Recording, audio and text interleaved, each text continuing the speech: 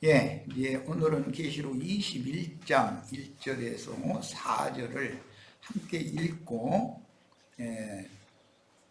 이 말씀을 중심으로 해서 같이 말씀을 나눌 건데, 자료는 지난번에 이미 1번 올렸었고 2번 어제 올렸기 때문에 2번을 하게 될지 못하게 될지는 모르겠어요. 그러나 어쨌든 이제는 계시록 21장을 본격적으로 말씀을 나누는 겁니다. 자, 성경 같이 읽습니다. 또 나는 새 하늘과 새 땅을 보았습니다. 처음 하늘과 처음 땅이 사라졌으며 바다도 더 이상 있지 않습니다. 또 내가 보니 거룩한 성 새 예루살렘이 하늘에서 하나님에게서 내려오는데 남편을 위하여 단장한 신부로 준비되어 있었습니다. 또 나는 보좌에서 나오는 큰 음성을 들었습니다. 보아라, 하나님의 장막이 사람들과 함께 있고 하나님께서 그들과 함께 장막을 치실 것이다. 그들은 하나님의 백성들이 될 것이고 하나님은 직접 그들과 함께 계시며 그들의 하나님이 되실 것이다. 하나님께서 그들의 눈의 모든 눈물을 닦아주실 것이며 더 이상 죽음이 있지 않을 것이고 슬픔이나 울부짖음이나 고통도 더 이상 없을 것이다. 왜냐하면 이전 것들이 다 사라졌기 때문이다. 문자대로 이 말씀을 간략하게 상고하고 자료 말씀으로 말씀을 나누겠습니다. 또 나는 새 하늘과 새 땅을 보았습니다. 그럼 처음 하늘과 처음 땅이 떠나가야만 새 하늘과 새 땅이 펼쳐지고 계시가 되는 거죠. 요한은 그때 당시 새 영과 새 마음으로 주님의 새 세계를 계시로 본 것을 지금 기록을 해놓은 거예요. 그런데 오늘 우리 형제 자매님들의 심령과 마음에도 동일하게 새 하늘과 새 땅이 이렇게 보여지길 바랍니다. 자, 처음 하늘과 처음 땅이 사라졌으며 라는 것은 아담 세계, 육의 세계는 사라졌다는 뜻이라고 이해하시면 됩니다. 바다도 더 이상 있지 않습니다. 그런데 바다는 세상을 상징하는 거예요. 많은 물이 낮은 것으로 모여서 낮은 땅을 이렇게 덮은 것이 바다죠. 이것은 세상을 상징하는 말인데, 다니엘 7장에 보면 바다에서 태풍이 몰려불고 네 짐승이 올라왔는데 그것을 하나님의 계시를 받은 다니엘이 해석을 할 때 보면 세상에서 네 군왕이 올라오는 것에 대한 이상이다 라고 설명을 했어요. 그러니까 바다는 세상이고 네 짐승은 세상을 지배하는 네 군왕들이라는 것이죠. 이게 성경 자체가 성경을 이렇게 해석하고 있습니다. 그러니까 세상이라는 것은 첫 아담 세계의 정신세계를 말하는 거기 때문에 인간들의 타락한 정신세계가 더 이상 있어가지고는 주와 그 그리스도의 나라가, 세상 나라가 주와 그 그리스도의 나라가 실현될 수가 없는 거예요. 이걸 생각하시면 되겠어요. 그 다음에 또 내가 보니 이제 두 번째 다시 또 계시를 보여준 거죠. 거룩한 성 새 예루살렘이, 여기는 거룩한 성 예루살렘이 아니고 새 예루살렘이기 때문에 어린 양의 신부의 모습을 보여줬다는 거예요. 저 뒤에 가면 어린 양의 신부, 어린 양의 아내 얘기가 나오는데 아내는 예루살렘이라고 표현을 하죠. 이런 것을 대비해서 보실 필요가 있어요. 그 다음에 새 예루살렘이 하늘에서 하나님에게서라는 이 번역은 매우 좋은 번역입니다. 하늘의 하나님에게서, 이 로마교의 번역은 이제 의역을 하느라고 이제 이렇게 번역을 했는데, 사실은 이게 직역을 하는 번역이 참 좋습니다. 이 의미는 하늘은 곧 하나님 자신이다라는 뜻이기 때문에 이건 영감을 가지고 읽어야 돼요. 하늘에서 거룩한 성 새 예루살렘이 내려오는 것은 하나님에게서 내려오는 것이에요. 그러니까 하늘과 하나님은 동격이고 동의 개념이다라는 성경의 명확한 의미 전달을 하는 거예요. 제가 창세기 19장 24절 여호와께로서 하늘의 하나님께서 유황불이 내려왔다 그랬을 때 하늘 곧 여호와에게로서 유황불이 내려왔다 이렇게 한 말씀을 가지고 내가 여러 번 설명을 했었어요. 하나님의 종들이 보는 그 새 하늘이라는 것은 참 하나님이신 예수님의 영을 의미한단 말이야. 거기에 연합이 된 거예요. 그 연합이 되려면 말씀을 영으로 깨닫고 믿음으로 화합이 되어져야 되는 거예요. 로마서 6장에 보면 주와 합하여 이런 얘기가 계속 나오는데 연합이 되기 위해서는 주의 성령 주님이 은혜를 주시면 사람은 믿음으로 받아들여야 되는 거예요. 이것은 부부 관계와 같으니까 내가 여러 번 설명했어요. 남편과 아내가 합하여지려면 연합을 해야죠. 생명연합을 맺어야 하나가 되는 거니까.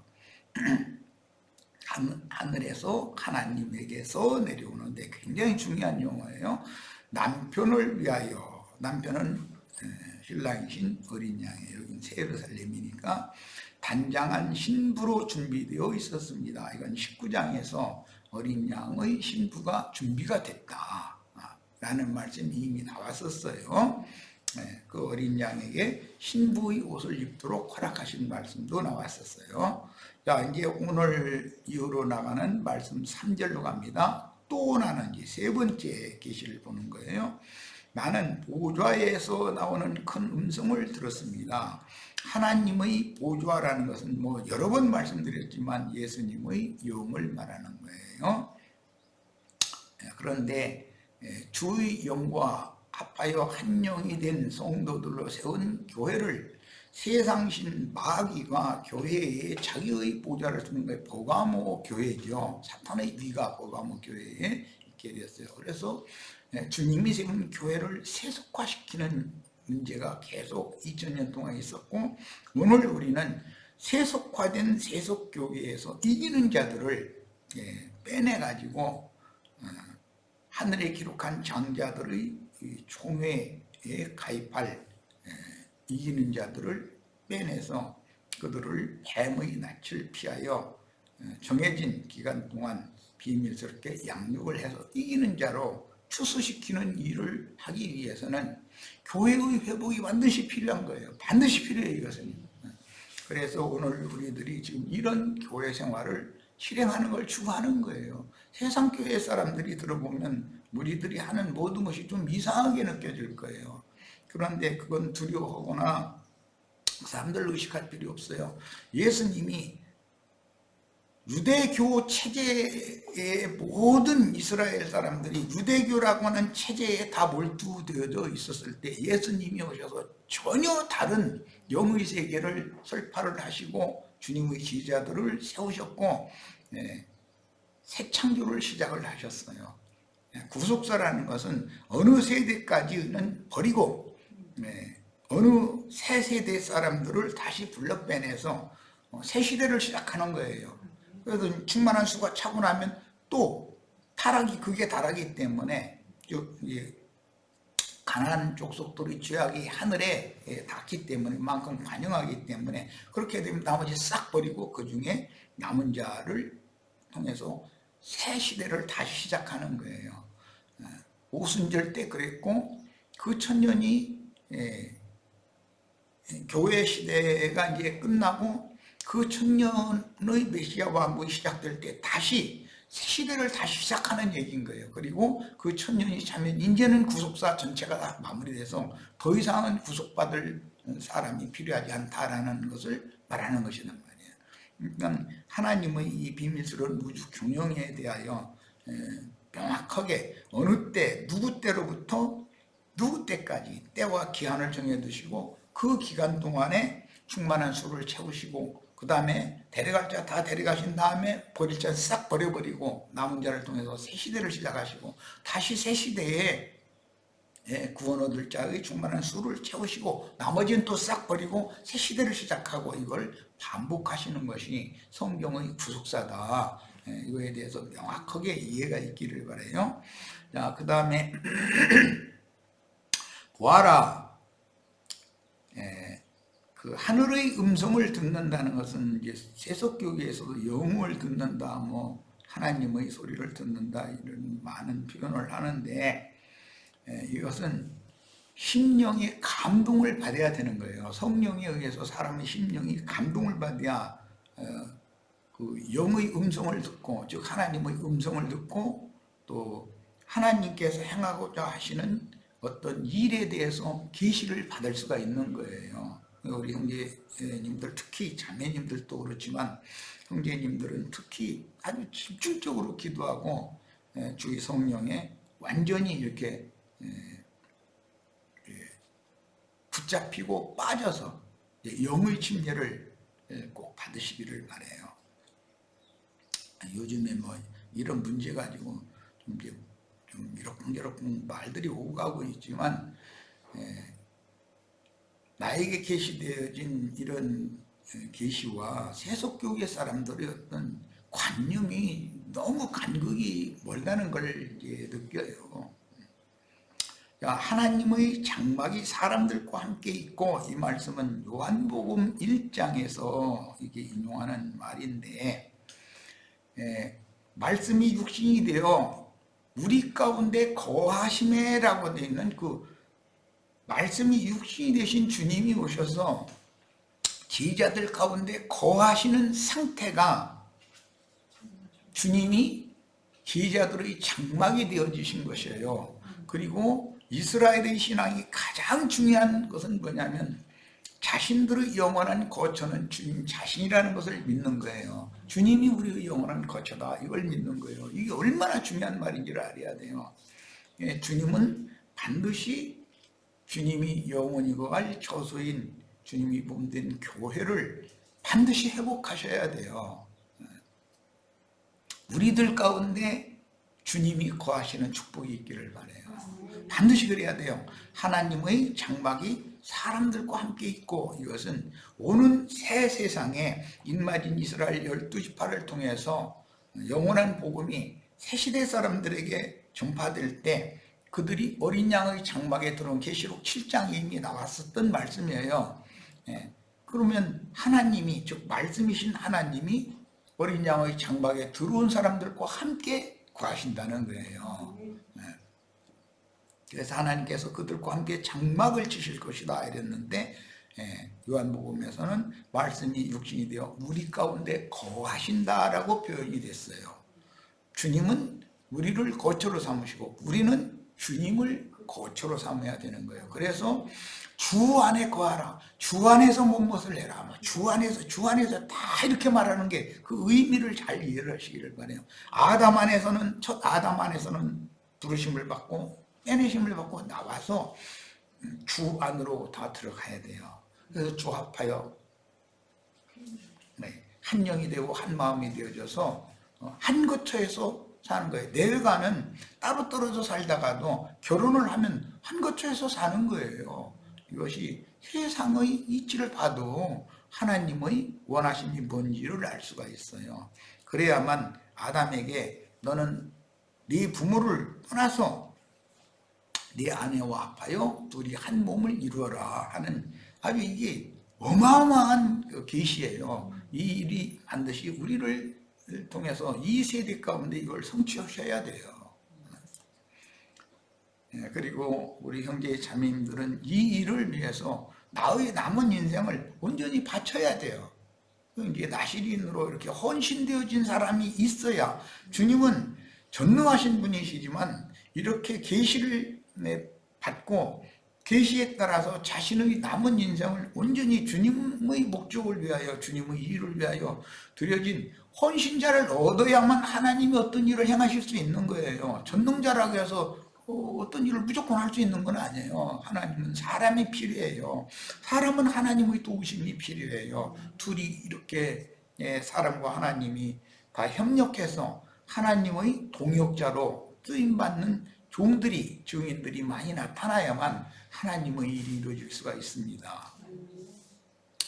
그 다음에 그들은 하나님의 백성이 될 것이고, 여기서는 하나님의 백성 얘기가 나왔는데 좀 밑에 7절에 가면 하나님의 아들들이 나와요. 하나님의 아들들이 되시기를 나는 지금 격려하는 중이에요. 하나님의 백성들은 오는 새 세상에 어린 양의 그 새 땅의 장막에 들어간 하나님의 백성들을 말하는 거니까 오늘 우리에게는 이거 해당되면 안 되는 거예요. 그러나 내 맘대로 되는 게 아니라 내가 원하기는 다 이기는 자로 하늘에 아브라함의 후사들을 위하여 준비하신 한 성에 다 함께 들어갔다가 오는 새 세상 어린 양의 장막에 내려와서 장막을 쳐주는 그런 역할을 다 하시기를 바래요. 오순절 때 주님이 혼자 온 게 아니에요. 불꽃 천사들과 함께 오셔서 회개하고 돌이킨 사람들을 120명의 성도들 위해 장막을 쳐주셨어요. 그게 주님의 교회인 거예요. 이런 이상을 꼭 이루어야 되겠어요. 그래서 하나님의 백성들이 되는 것은 지금 오는 새 세상을 말하느라고 설명한 것이지만 우리는 하나님의 백성들을 위해서 그들에게 장막이 되어주러 오는 거예요. 그런 이상이 꼭 임하기를 바라요. 히브리서에 보면 이와 같이 허다한 믿음의 증인들이 우리와 함께 계시다. 이게 교회인 거예요. 그럼 오는 세상에 어린 양의 장막에 들어온 자들, 그들에게 우리 형제 자매님들이, 믿음의 증인들이 주님, 그 영이신 주님과 함께 그들 위해 장막을 쳐야 되는 거예요.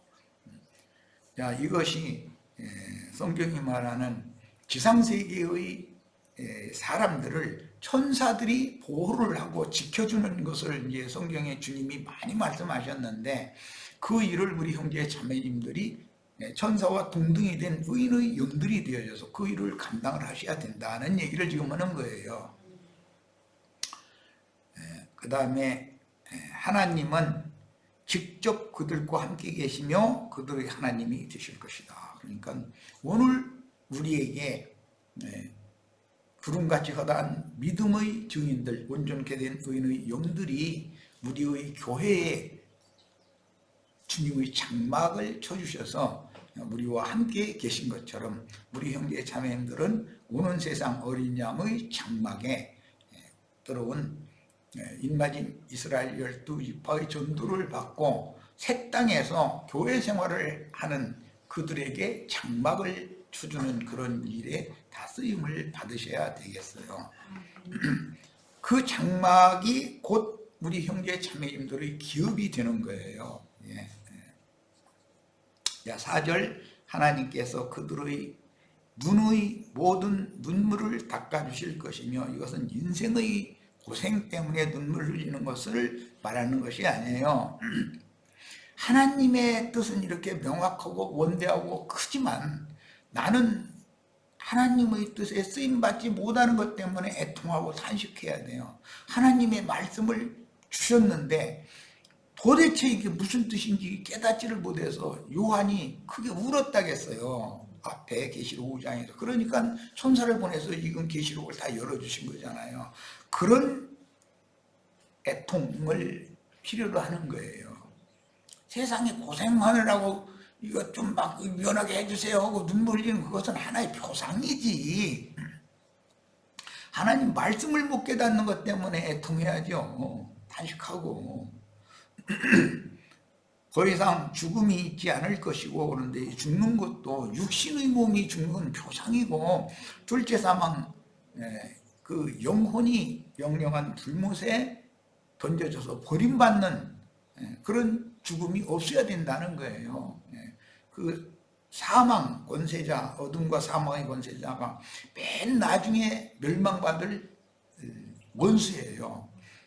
그 원수를 결박해서 부조경에 넣었다가 나중에 잠시 쓰고 나서 그 다음에 다시 완전하게 영원한 불못에 집어 넣어버리면 다시는 어둠과 사망이 역사되지 않는 거예요. 생명과 빛만 충만한 영광의 세계가 이제 드디어 나타나게 되는 거예요.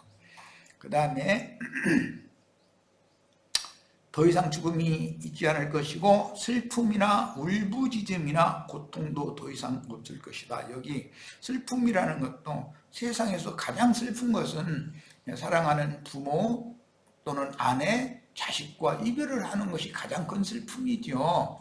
자, 이것은 표상이에요. 세상의 슬픔이 그것은 영적인 슬픔에 대한 모형이 되고 그림자가 되는 것이다 그 말이에요.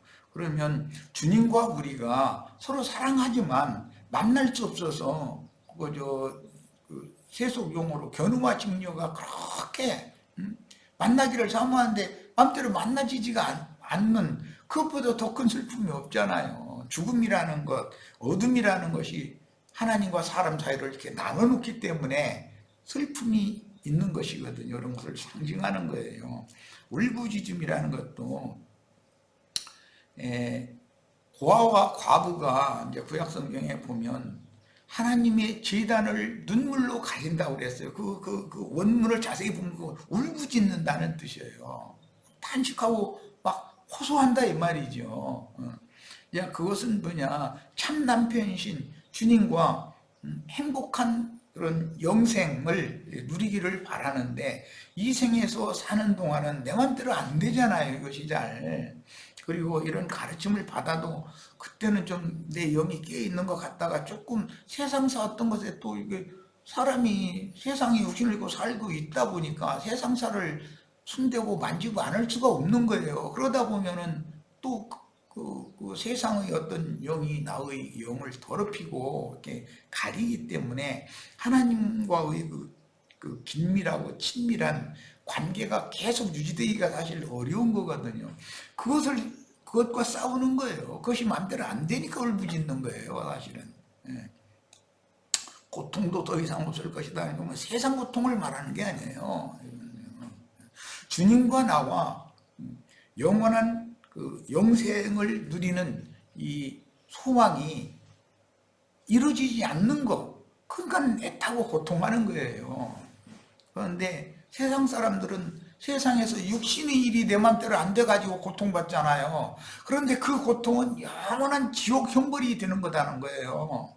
그런데 우리는 주님과 완전히 주님의 새 세계에서 영생 복락을 누리기 위해서 내가 육신의 장막을 벗기 전에는 내 맘대로 안 되는 것이 많거든요. 제약들도 많고 그런 것들 때문에 내가 주님과 영생의 복락을 누릴 수 있도록 이렇게 기도하고 또 그런 걸 위해서 매사를 생각을 그쪽에 이렇게 영의 생각으로 몰두하고 이렇게 하는 그런 충성된 주님의 참 제자들이 다 되시기를 바랍니다.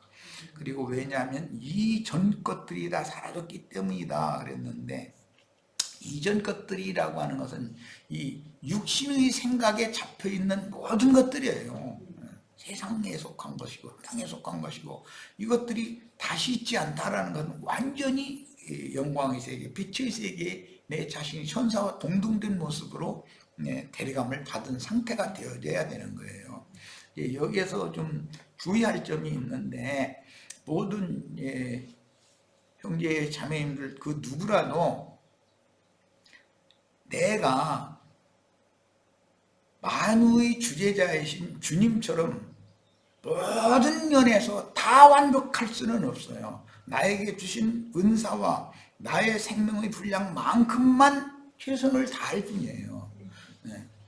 그러니까 그 누구라도 이 생에서 나는 다 되었다 이런 생각을 가지고 있으면 그 사람은 주님의 종으로 또는 주님의 신부로 쓰임받을 수가 없어요. 영원 세계에 가서도 이 생에서 자기가 이룬 그것만큼만 헌신도 할 수 있고 그것만큼만 누릴 수 있는 거예요. 우리가 예수님처럼 그냥 모든 면에서 완벽한 이런 것을, 하나님 그런 걸 허용하시지도 않고, 그러면 기독교계가 다 주관하는 바가 다 우리가 예수가 된다 이런 얘기인데, 예수 걸려서 하면 영원 세계에 가면 예수 걸려서 어디 가지도 못해. 이놈 사방에 다 부딪히는 게 예수들 뿌리니 이거 어떻게 될 거예요. 그런 것이 그게 영지주의라고 그러는 거예요. 속생명파라고 그러죠. 그런 것이 어떤 말을 누구한테 들으면 명쾌하게 이것을 잘 이해를 할 필요가 있어요. 아무리 훌륭한 전도자들이지만 오늘 뭐 내가 아침에 이런저런 생각을 어제부터 며칠 전부터 오늘 새벽에도 뭐 한 3시경에 이제 잠을 깨가지고 계속 잠이 안 들고 계속 기도 중에 있었었는데 아브라함도 이삭도 야곱도 요셉도 다 결정적인 치명적인 흠이 있어요. 아브라함 잘 아시는 것처럼 아내를 이렇게 바로한테 넘겨주는 일을 하고, 이삭은 눈이 이게 침침해가지고서 맏아들 축복한다는 것이 둘째 아들한테 속아가지고 둘째 아들 장자인 줄 알고 축복 다 해줘 버리고, 그 결정적인 흠들이 다 있는 거예요. 또 야곱은 자기 형 속여가면서 아버지 속여가면서 세상 말로 말하자면 좀 무들짓 하고 다니는 사람이잖아요. 요셉은 자기 형들 자기 아버지한테 색동 옷 입혀가지고서는 옹냐옹냐하고 길러놨더니 지금 형들 괜히 가서 막 계속 어떤 형이 이랬대요, 저떤 형이 이랬대요, 뭐 셋째 형이 또 이랬대요 하면서 날마다 거짓말 했다는 거예요. 우리가 오늘 내가 요셉의 그런 상태에 있지는 않은지 잘 생각해 보세요. 형제 자매님들께 어떻대요 저떻대요 이런 것은 그건 하나님의 사랑을 받는 아들이지만 너무 천연적이라는 거예요. 사람의 눈으로 뭘 보고 함부로 판단하고 그러면 안 되는 거죠. 이게 그랬었어요. 그런 단점을 다 가지고 있는 사람들이 있었지만 그들의 모든 약함과 단점을 사람은 자기가 최선을 다해서 한다고 생각을 하는 거예요. 뭔 일을 했는데 그게 하나님이 보시기에는 결정적인 치명적인 단점이거든요, 그게. 그런데 그것을 변하여 하나님의 선하고 기쁘신 뜻을 이루는 계기로 삼게 한다는 거예요. 그 약한 사람을 불러서 강하게 하시고 낮은 자를 불러서 높여주시고 이렇게 하는 것이 하나님의 구원인 것이지, 내가 뭐 완벽하다고 생각하면 벌써 그는 하나님 앞에 버림받은 사람이에요, 그게. 그런데 이런 이치를 꼭 우리 형제 자매들 잘 깨달으시기를 바라요. 그래서 자기의 은사만큼 자기의 생명의 분량만큼 최선을 다해서 헌신하고 봉사하면 다른 부분은 다른 어떤 형제 자매를 통해서 또 그분을 채우실 거예요, 그 부분은. 그래서 우주적인 주님의 선하신 뜻을 이루실 거예요. 나는 그 중에 어떤 부분만 나에게 맡긴 은사와 그 직분을 충성을 다하면 그뿐인 거예요. 다 이런 생각으로 꼭 생각이 다 넓혀지시기를 바래요. 왜냐하면 내가 이제 형제들한테 헌신을 자꾸 이렇게 강요하다시피 이렇게 하다 보니까 잘못하면은 율법 종교인이 될 우려가 있어요. 천연적인 마음으로 내가 뭐가 됐다 생각하는 사람은 사울과 같이 주님의 양무리를 맡기면 죽이는 일을 해놓고 나서도 이것이 하나님을 섬기는 예로 내가 충성을 다했다고 자긍심을 갖는 존경이 될 수가 있는 거예요. 그렇게 해서 하나님을 힘이 대적하는 자로 드러나버리면 이건 보통 문제가 아니잖아요. 우리 형제 자매님들은 항상 나는 이 생에서 영생에 들어가서까지도 예수님처럼 완벽할 수 없다. 나에게 주어진 한계와 분량만큼 충성하고 봉사하면 거기에 맞춰서 상을 주실 거예요. 그러니까 걱정하시지 말고 믿음을 가지고 주님 앞에다 헌신하고 크게 쓰임받는 남은 인생을 드리시기를 바랍니다. 주님이 다 책임지실 거예요. 이건 믿음이에요. 자, 이제는 자료 말씀으로 들어갑니다. 내가 서울에서 21장의 첫 시간은 했었고 1번 자료의 5페이지의 디모데전서 5장 6절로 8절로 이제 들어갑니다. 일락을 좋아하는 이는 살았으나 죽었느니라. 이건 그 양심상으로 영적으로 죽었다. 육신으로 살아 있어도 영적으로는 죽은 자가 얼마든 있을 수 있는 것이죠. 네가 또한 이것을 명하여 그들로 책망받을 것이 없게 하라. 누구든지 자기 친족 특히 자기 가족을 돌아보지 아니하면 믿음을 배반한 자요 불신자보다 더 악한 자니라. 교회 생활을 할 때 어떤 형제 자매가 예를 들어서 극빈자예요. 그러면 내가 손을 펴야 돼요.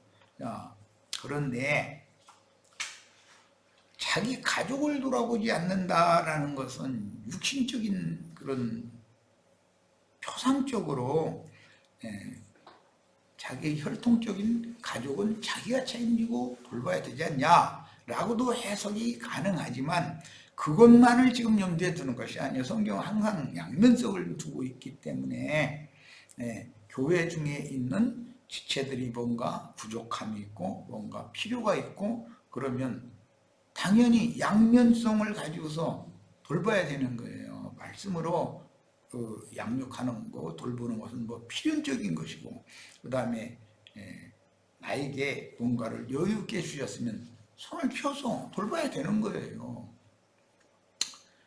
우리가 육신을 입고 있기 때문에 이 생에 사는 동안은 반드시 양면 적용을 말씀을 잘 합당하게 할 줄 알아야 됩니다.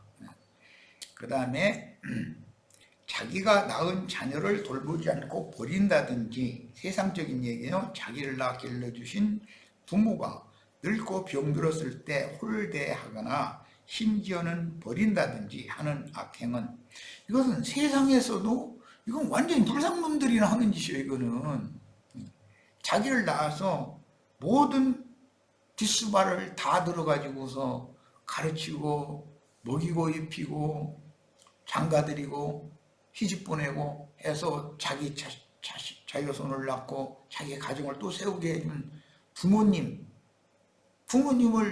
뭐 그 은공을 자기가 뭔가 세상에서 먹고 살만하고 잘 됐을 때 어머니 아버지 덕 때문에 이런 것이 아니고 내가 열심히 노력하고 공부해서 이렇게 됐다. 이건 완전히 불상놈이에요. 어머니 아버지가 어릴 때 그만큼 공을 들여놨기 때문에 오늘은 나가 있는 거예요. 세상사가 이런 것처럼 영적으로도 똑같다는 거예요. 영적으로. 디모데에서 목회서신에 보면은 자기 아비를 치며 어미를 치는 자가 있다 이런 말씀이 나와요. 그게 세상에서도 그건 완전히 불상놈이 하는 짓이잖아요. 자기 아버지가 자기보다 영적으로 훨씬 부족할 수가 있어요. 자기가 훨씬 더 진보할 수가 있고 또 그렇게 돼야 되고 그렇다고 해서 자기 아비, 자기 어미를 치는 그런 짓을 영적으로 말이에요. 그런 짓을 하는 건 이건 완전히 불상놈이에요. 세상에서도 그건 용서받지 못할 죄를 저지르는 거예요.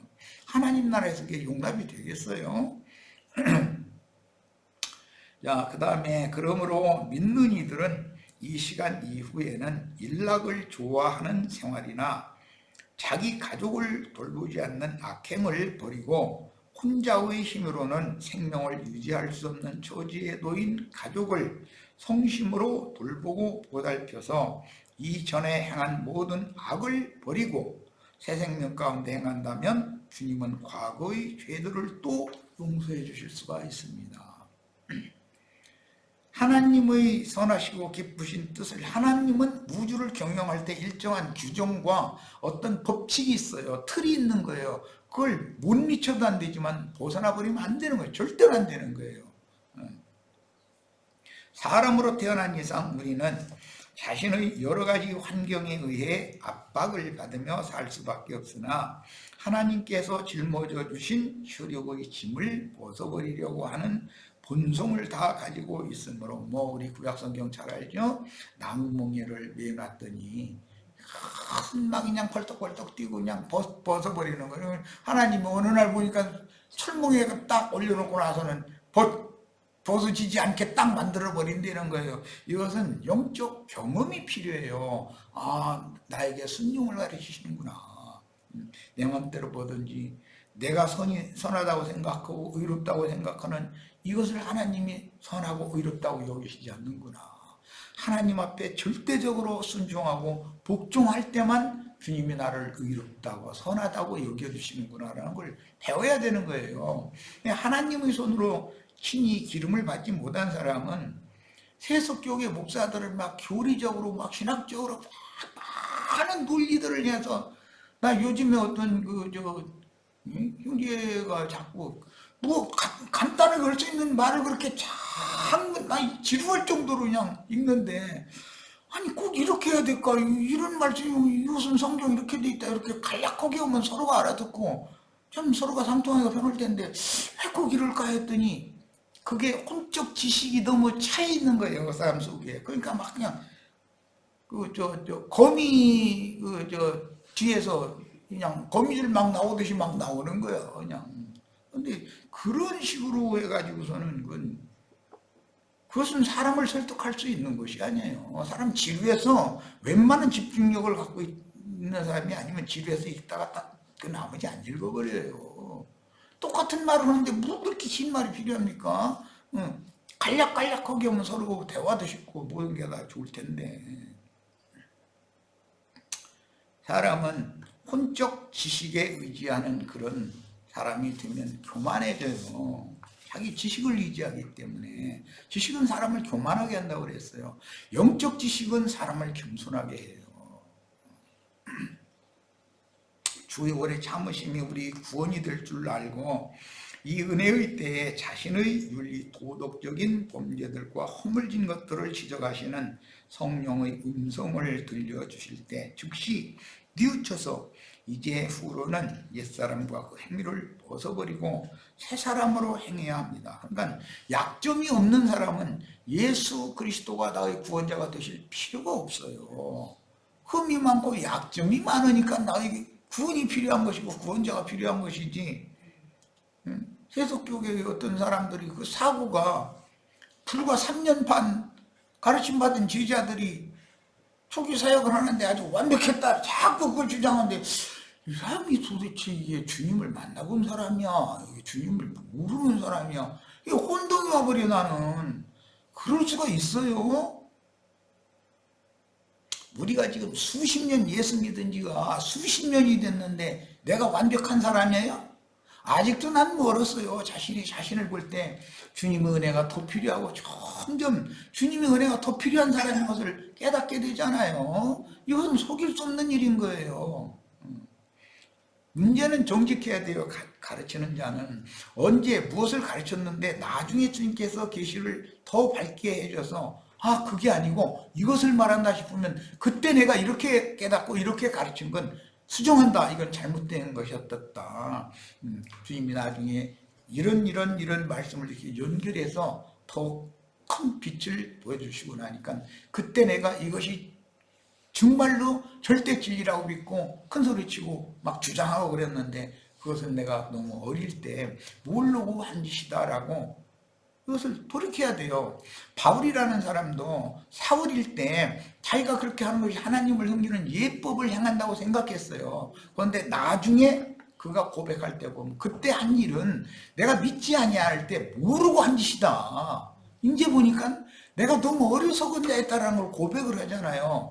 이렇게 되셔야 돼요. 이게 정직한 사람이에요. 그런데 자기 잘못된 어떤 것을 가르쳐 놓고 나서도 더 밝은 빛을 비춰주셨는데 자기 자존심 세우느라고 이것을 정직하게 시인을 하지 않고 이것을 모든 지체들에게 광포해가지고 잘못을 교정하게 만들어주지 않으면 그건 거짓 증인이 되는 거예요. 그럼 안 되잖아요. 그뿐만이 아니라 가장 중요한 것은 세속교계의 위선적인 신앙생활을 돌이켜서 음료의 교훈을 버리고 그영과 신부의 음료 교훈이라는 건 기독교계의 조직이나 교리를 말하는 거예요. 각 교파마다 교리들이 약간씩 다르죠. 음료의 교훈이죠. 그영과 신부의 말씀을 따르는 신앙으로 돌아서야 합니다. 계시록 20장 13절에 나타나는 죽은 자들은 육신의 몸이 죽은 자들인데 성경에 죽은 자들이라고 할 때 이것은 영적으로 죽은 자들을 말하는지 이 육의 몸을 벗어난 죽은 자들을 말하는지 문맥의 흐름을 가지고 양면을 해석을 잘 해야 됩니다. 크신 보좌에 앉으신 자 앞에 선 모든 죽은 자들 중에는 근본적으로 영이 죽고, 이게 근본적으로 죽은 자죠. 마음이 부패하여 그 양심상으로 죽은 자들도 있고, 더러는 그 영은 겨우 구원을 받아 생명책에 논명이 되었지만 생명이 너무 어려서 여전히 땅의 일, 육의 일, 세상사의 일이 더 중요하게 여겨지는 어린아이일 수도 있는 거예요. 이것은 생명의 자랑과 관계가 있어요. 그 천년이 찬 후에 영세로 들어가는 최종 심판을 받는 심판 때에는 당세 사람들과 음부에 있던 모든 불신자와 겨우 구원을 얻었으나, 그 다니엘 12장 1절에서 3절 읽고 시작했었죠. 우리들 누구는 티끌 가운데서 자다가 일어나서 하늘의 별과 같이 영광을 받을 자들도 있지만 무궁히 수치를 당할 자들도 있다 그랬어요. 그들이 불신자들을 말하는 것이 아니에요. 내 백성이라고 그랬으니까 다니엘에게 맡긴 하나님의 백성들을 말하는 거예요. 하나님의 백성들이라도 얼마든지 그가 이룬 구원의 정도에 따라서 하늘의 별과 같이 빛날 자들도 있고 무궁히 수치를 받을 자들도 있는 거예요.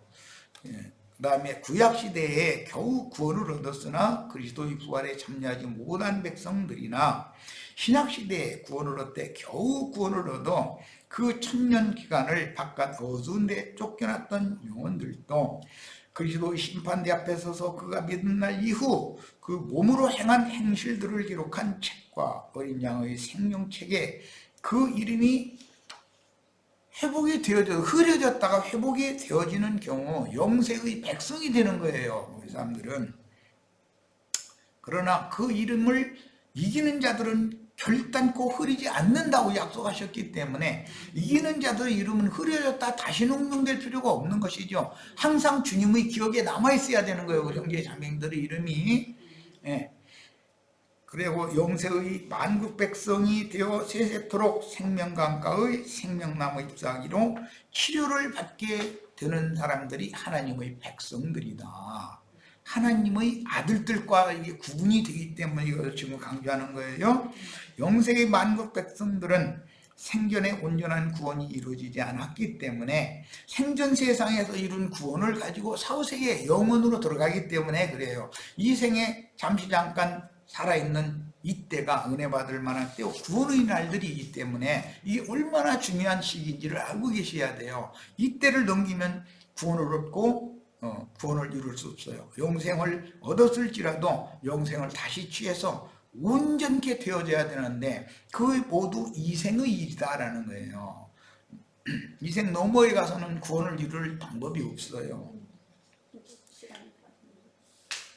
시간이 다 됐으면 잠시 쉬었다가 더 말씀을 이어나가도록 합니다. 잠시 쉽니다.